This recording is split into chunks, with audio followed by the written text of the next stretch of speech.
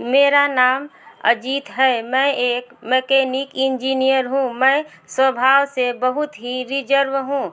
इस कारण कभी मेरी लड़कियों से ना ज़्यादा दोस्ती रही, ना ही कोई मेरी गर्लफ्रेंड बनी। अब मेरी जॉब लग गई थी और घर वाले अब शादी की बातें करने लगे। घर पर कई तस्वीरें और बायोडाटा आने लगे। उसमें से मुझे अंजलि देखते ही पसंद आ गई।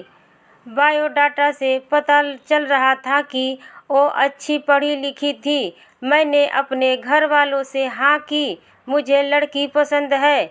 हम लोग अंजलि के घर उसे और उसके परिवार को देखने गए।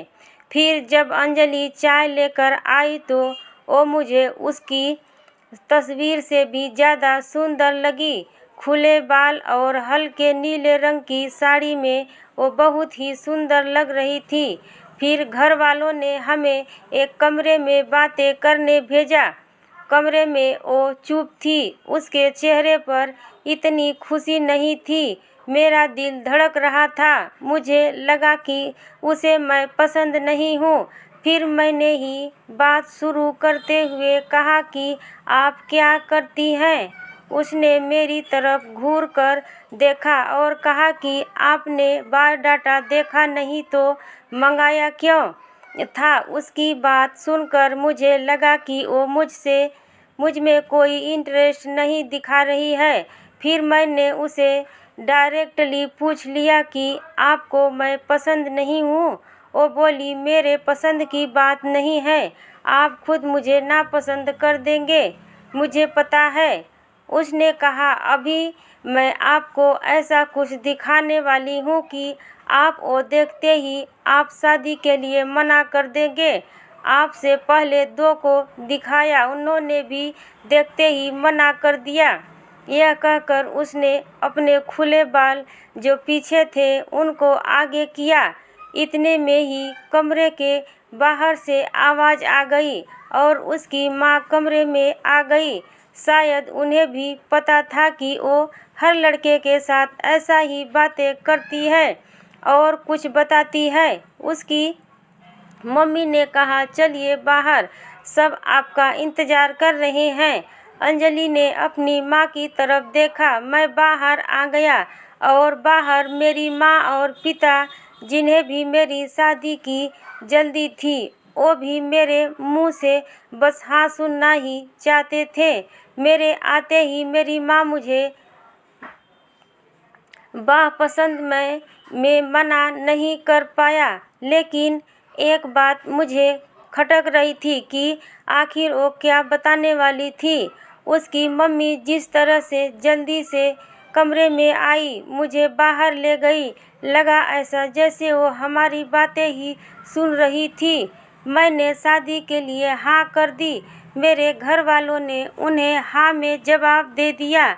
लेकिन अब मैं एक दुविधा में था कि मैं क्या करूं। मैंने उससे बात करना चाहा। मैंने उससे नंबर नहीं मांगा था। मैंने अपनी मम्मी को कहा कि आप बात करें और उसका नंबर ले लें। मम्मी ने अंजलि की मम्मी से फ़ोन पर बात की और अंजलि का नंबर मांगा, लेकिन उन्होंने यह कहकर मना कर दिया कि अंजलि का फ़ोन अभी ख़राब है। मम्मी यह भी कह रही थी कि वो लोग शादी के लिए जल्दी कर रहे हैं। इन सब बातों से मेरे मन में कुछ अजीब सवाल आने लगे। एक शाम जब मैं ऑफिस में था, तब मुझे एक अनजान नंबर से कॉल आता है। फ़ोन रिसीव किया तो अंजलि थी। वो बोली कि मम्मी ने मेरा फ़ोन ले लिया है। मैं कुछ कहना बहताना करके अपनी फ्रेंड के रूम पर आई हूँ।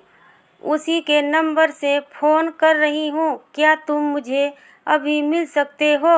मुझे वैसे भी उससे मिलना था। अंजलि के बताए एड्रेस पर मैं जल्दी से पहुँचा। वो उसकी फ्रेंड का रूम था।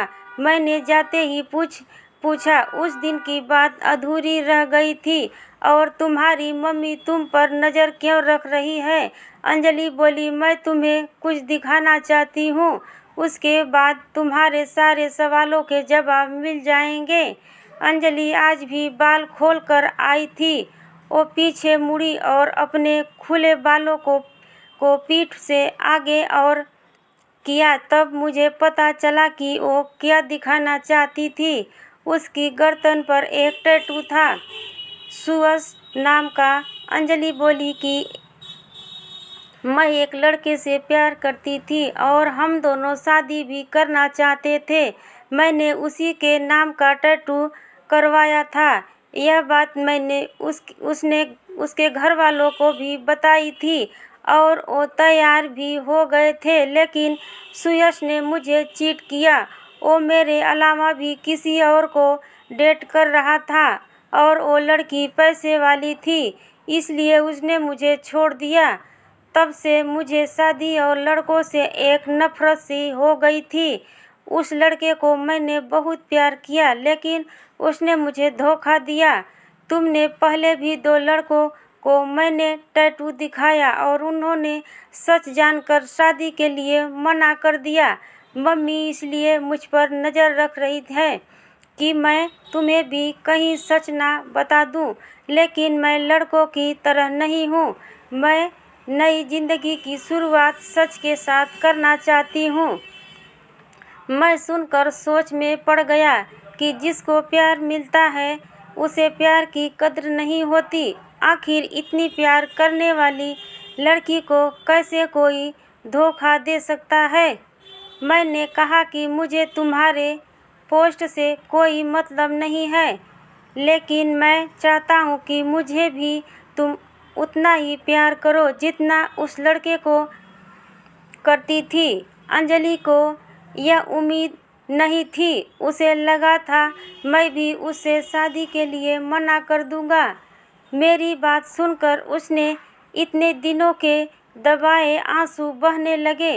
मेरी शादी अंजलि से हो गई और मैं अपने आप को बहुत खुशकिस्मत मानता हूँ कि मुझे अंजलि जैसी सच्ची और प्यार करने वाली वाइफ पार्टनर मिली है। नमस्कार दोस्तों, नमस्कार।